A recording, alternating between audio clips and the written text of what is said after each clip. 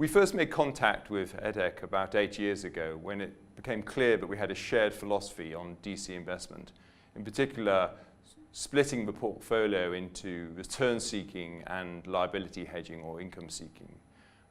Since then, we've built a close relationship, also following closely the work on alternative indices. So when I was invited to join the advisory board and more recently to be chair of the advisory board, I was delighted to accept. For me, it's a real chance to look in detail at the research and what's the coming program, and also to influence that program.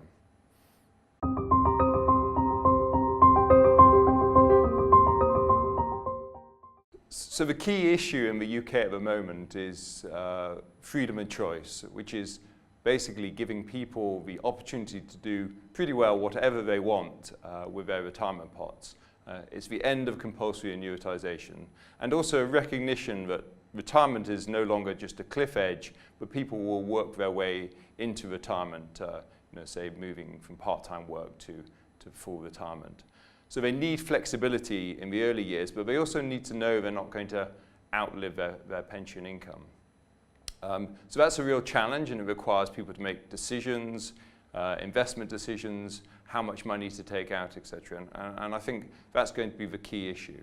So the round table that I attended was addressing that and many other retirement outcome issues.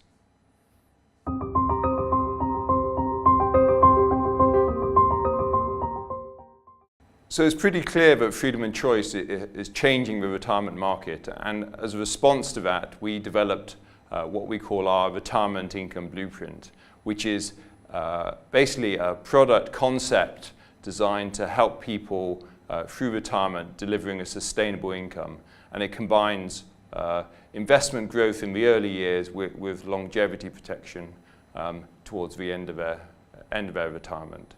So that's a really important product that we need, and we need innovation in the market. At the moment, there's no apparent sign of innovation, and the FCA recently reported on retirement outcomes and recognised that fact. So I think Nest has a clear role to play in the retirement market for our members.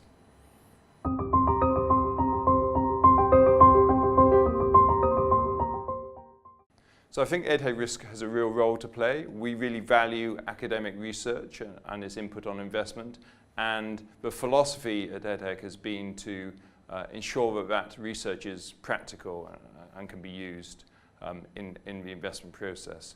So I think further work on mass customization would be helpful, and thinking more about the balance between growth, return-seeking portfolios and liability-driven portfolios.